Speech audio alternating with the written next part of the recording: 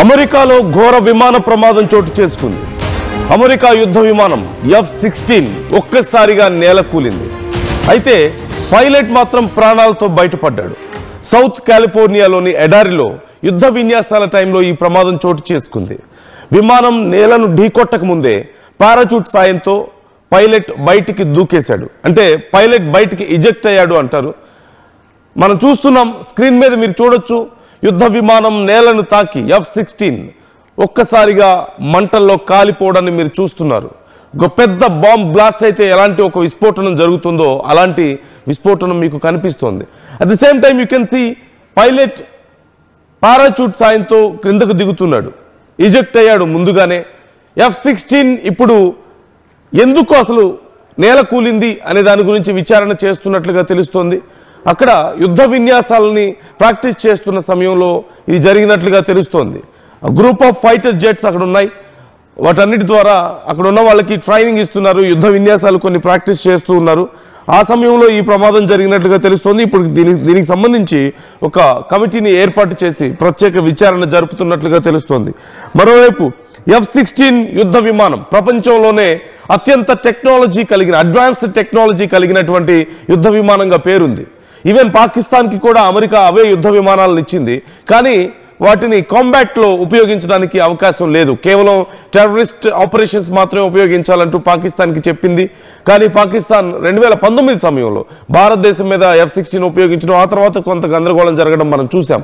So apart from that F-16 యుద్ధ విమానం కూలిపోవడం అనేది చాలా పెద్ద విషయంగా భావిస్తున్నారు. ప్రపంచ దేశాలకి అడ్వాన్స్డ్ టెక్నాలజీ కలిగినటువంటి యుద్ధ విమానంగా అమెరికా చెప్పుకుంటూ ఉంటుంది. అలాంటి యుద్ధ విమానం ఇలా విన్యాసాలు చేస్తున్న సమయంలో కూలిపోవడం ఇప్పుడు అమెరికాకి కొంత తలనొప్పిగా మారింది. అతిపెద్ద బిజినెస్ చేస్తున్న అమెరికా ఆయుధాలు, యుద్ధ విమానాలు అమ్ముకుంటూ ప్రపంచంలో అత్యంత సంపాదన కలిగినటువంటి దేశం అమెరికానే, వీటిని అమ్ముకోవడం ద్వారా. ఇప్పుడు ఇలా యుద్ధ విమానం కూలడం అనేదానికి అనేక ప్రశ్నలు తలెత్తేటువంటి అవకాశం ఉంది. మొన్న దుబాయ్లో జరిగినటువంటి ఎయిర్ షోలో భారతదేశానికి సంబంధించిన తేజస్ కూలిపోతే అమెరికాతో సహా పాకిస్తాన్, మిగతా అన్ని దేశాలు, చాలా దేశాలు, అంటే భారత్ని వ్యతిరేకించే చాలా దేశాలు భారత్ని కార్నర్ చేయడానికి ట్రై చేశాయి. భారత్ తయారు చేసిన సొంత టెక్నాలజీ అన్నారు, వాళ్ళు తయారు చేసిన యుద్ధ విమానం కూలిపోయిందని చెప్పారు అన్నారు. కానీ ఇప్పుడేమైంది? మరి ప్రపంచంలోనే గొప్ప టెక్నాలజీ కలిగినటువంటి ఫైటర్ జెట్ అంటారు కదా F-16ని, ఎందుకు కూలిపోయింది? మరి ఇక్కడ మనం చూస్తున్నాం ఫైటర్ జెట్ అప్పటికే కూలిపోయింది. ఇదిగో ఇక్కడ మీకు కనిపిస్తుంది ఫైటర్ జెట్ కూలిపోవడం. అలాగే పైలట్ ఇజెక్ట్ అవ్వడాన్ని మీకు క్లియర్గా నేను చూపించే ప్రయత్నం చేస్తున్నాను. So ejection is nothing but ఒక్కసారిగా ఆ లోపల ఉండేటువంటి లివర్ ఉంటుంది, ఒక చైర్ కింద ఒక లివర్ ఉంటుంది. ఆ లివర్ని పుల్ చేసినప్పుడు పైన ఉండేటువంటి గ్లాస్ కేస్ ఒక్కసారిగా ఎగిరిపోతుంది. Here you can see fighter jet కూలిపోయి ఒక పెద్ద విస్ఫోటనం సంభవించింది. భయంకరమైనటువంటి విస్ఫోటనం మీరు చూస్తున్నారు. ఒక పెద్ద బాంబు పేలితే ఎలాంటి విస్ఫోటనం వస్తుందో అలాంటి విస్ఫోటనం. అట్ ద సేమ్ టైం ఇక్కడ మీరు చూస్తున్నారు, ఇదిగో here you can see parachute సాయంతో పైలట్ కిందకి రావడాన్ని మీరు చూస్తున్నారు. ఇక్కడ తేజస్ మొన్న దుబాయ్లో జరిగినటువంటి ఎయిర్ షోలో భారత్ టెక్నాలజీతో తయారైనటువంటి, మన సొంత టెక్నాలజీతో తయారు చేసుకున్నటువంటి తేజస్ యుద్ధ విమానం కూలడానికి సంబంధించిన వీడియోను కూడా నేను మీకు చూపిస్తున్నాను. ఒకసారి మీరు చూడొచ్చు. Here you can see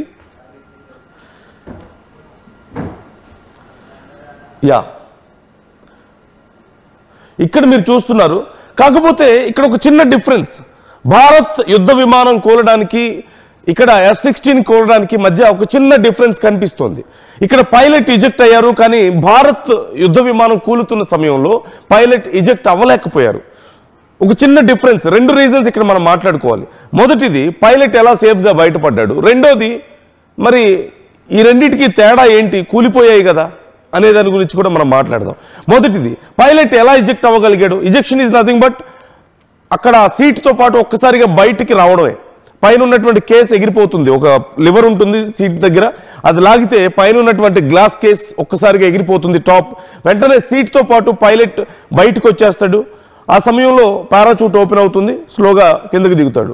this is ejection. Of course దానివల్ల పైలట్ బాడీ మీద జీ ఫోర్స్ విపరీతంగా ఉండడం వల్ల కొన్ని గాయాలు కూడా అవుతుంటాయి. ఆఫ్టర్ దట్ ఒకసారి ఇజెక్ట్ అయిన తర్వాత it's not easy to eject second time. In fact it's not easy to fly again కొంతమందికి. సో అంత ఇష్యూస్ వస్తూ ఉంటాయి, స్పైనల్ ఇష్యూస్ ఇవన్నీ కూడా వస్తూ ఉంటాయి. సో ఇక్కడ ఇజెక్ట్ అవ్వలేకపోవడానికి రీజన్ ఏంటి అన్నప్పుడు ఇండియన్ ఫైటర్ జెట్ రివర్స్ గ్రావిటీలో ఉంది ఆ సమయంలో. అంటే పైకి ఎగురుతున్నప్పుడు కానీ లేదంటే భూమికి సమాంతరంగా ఎగురుతున్నప్పుడు కానీ ఇజెక్ట్ అవ్వడానికి అవకాశం ఎక్కువగా ఉంటుంది. కానీ రివర్స్ గ్రావిటీలో ఉన్నప్పుడు అంటే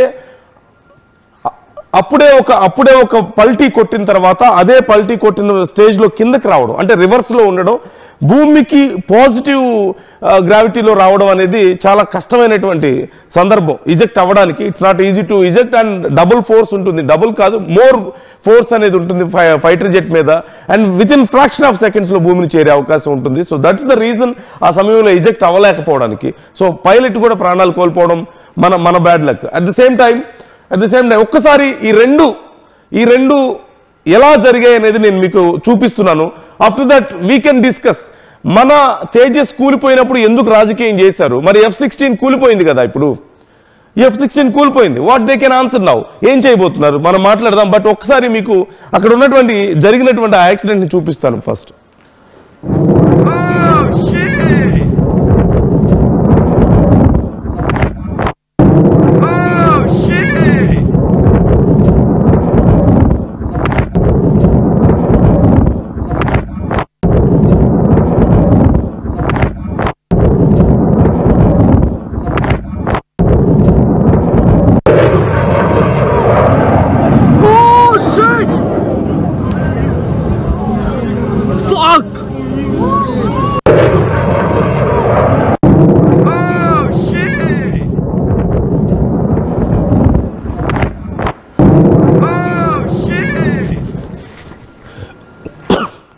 సో మీరు చూడొచ్చు ద బేసిక్ డిఫరెన్స్ ఈజ్ ఒకటి ఇజెక్షన్కి అవకాశం ఉంది అక్కడ, సో పైలట్ ఇజెక్ట్ అయ్యాడు. రెండోది రివర్స్ గ్రావిటీలో ఉండడం వల్ల మనకి అవకాశం తక్కువగా ఉంది తేజస్కి.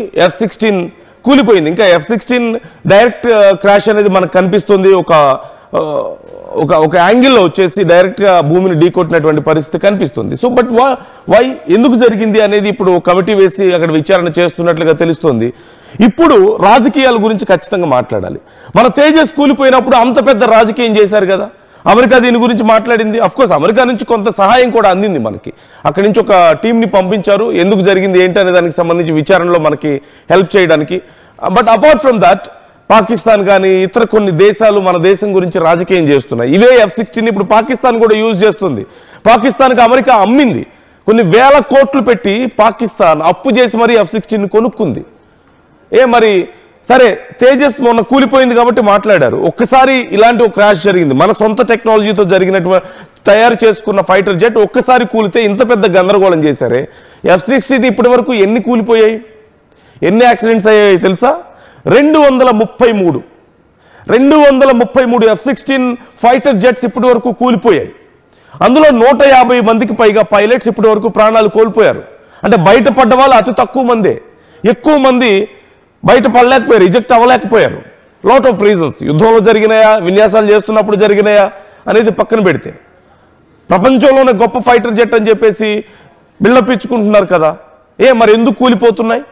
అడ్వాన్స్డ్ టెక్నాలజీ, ఎవరో అందుకోలేరు మా ఫైటర్ జెట్స్ అన్నారు. భారతదేశం తేజస్ని ఎయిర్ షోలో ఉంచినప్పుడు చాలామంది ఏడ్చారు, ముఖ్యంగా పాకిస్తాన్ ఏడుస్తూనే ఉంది. ఆ తేజస్ కూలిపోయినప్పుడు ఒక పాకిస్తాన్ జర్నలిస్ట్ నవ్వుతూ మాట్లాడడాన్ని మీరు చూడొచ్చు. అరే గిరిగయ ఇంకా తేజస్ అంటూ మాట్లాడడాన్ని మీరు చూడొచ్చు. అంత నవ్వుతూ హేళన చేస్తూ మాట్లాడారు. Now what they can do? Even Pakistan దగ్గర F-16 ఉన్నా సరే కాంబాట్ సిచ్యువేషన్లో యూజ్ చేయడానికి అవకాశం లేదు. అమెరికా రూల్ పెట్టింది. ఎందుకని రూల్ పెట్టింది? But America can use it in combat situations. అంటే యుద్ధంలో అమెరికా F-16 యూజ్ చేయగలిగినప్పుడు కొన్ని వేల కోట్లు పెట్టి కొన్నటువంటి పాకిస్తాన్ అవే F-16 ఎందుకు యూజ్ చేయలేదు? ద రీజన్ ఈజ్ పాకిస్తాన్ మీద నమ్మకం లేదు అమెరికాకి. America don't believe Pakistan capability. అసలు F-16 యూజ్ చేయడం చేత కాదని చెప్పేసి పాకిస్తాన్కి అనుకుంటుంది అమెరికా. అందుకే ఒకవేళ యుద్ధంలో యూజ్ చేసి F-16 గనక శత్రు దేశం అంటే భారతదేశం కానీ ఇంకేదైనా దేశంతో యుద్ధం చేస్తున్న సమయంలో వాటిని కూల్ చేస్తే, చాలా ఈజీగా కూల్ చేస్తే అంటే పాకిస్తాన్ పైలట్స్ యొక్క చేతగానితనం వల్ల వాటిని కూల్చేయడం వల్ల F-16 క్యాపబిలిటీ లేనటువంటి ఒక ఫైటర్ జెట్గా ముద్ర పడుతుంది. అంటే F-16లు కూలిపోయాయి అనే పేరు వస్తుంది. అంటే F-16లు కూలిపోతాయి అనే పేరు వస్తుంది. So it's a week fighter jet అనే పేరు వస్తుంది. దీనికోసం పాకిస్తాన్ యుద్ధంలో యూజ్ చేయడానికి అవకాశం లేదు. మన భారతదేశంతో యుద్ధం జరిగినప్పుడు కూడా దే కుడెంట్ యూజ్ F-16. 2019 టైంలో యూజ్ చేశారు. అప్పుడు దానికి మళ్ళీ ఒక ప్రత్యేకంగా కమిషన్ వేసి పాకిస్తాన్ మీద రిస్ట్రిక్షన్స్ కూడా పెట్టింది అమెరికా. సో విన్యాసాలు జరిగేటప్పుడు కొన్ని రకాల ప్రత్యేకమైనటువంటి స్టంట్స్ చేసేటప్పుడు జస్ట్ లైక్ మనం సర్కస్లోనో లేకపోతే బయట చూస్తూ ఉంటాం, కొన్ని రకాల విన్యాసాలు మనం చేసేటప్పుడైనా కొన్నిసార్లు పడిపోతూ ఉంటారు. ఎంత గొప్ప అథ్లెట్స్ అయినా పడిపోతుంటారు, మిస్టేక్స్ జరుగుతుంటాయి. It happens. అది F-16 అయినా సరే, తేజస్ అయినా సరే, ఇంకేదైనా సరే. అలాంటప్పుడు భారతదేశం ఫైటర్ జెట్ కూలిపోయినప్పుడు ఏమో హడావుడి చేసి రాజకీయాలు చేసేసి మరి ఇప్పుడు F-16 కూలిపోతే సైలెంట్గా ఉంటే ఎలా? We're not trying to blame them.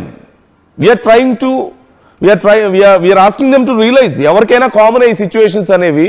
పక్కన వాళ్ళు పడిపోయినప్పుడు నవ్వితే రేపు నువ్వు పడిపోయావు, మరి నీ పరిస్థితి ఏంటని చెప్పడమే ఉద్దేశం. పడ్డం అనేది కామన్ ఎవరికైనా అని చెప్పడం నా ఉద్దేశం. సో మీ ఒపీనియన్ ఏంటి ఈ విషయంలో? కామెంట్ చేసే ప్రయత్నం చేయండి. మీ అభిప్రాయాలు కూడా మాతో పంచుకోండి.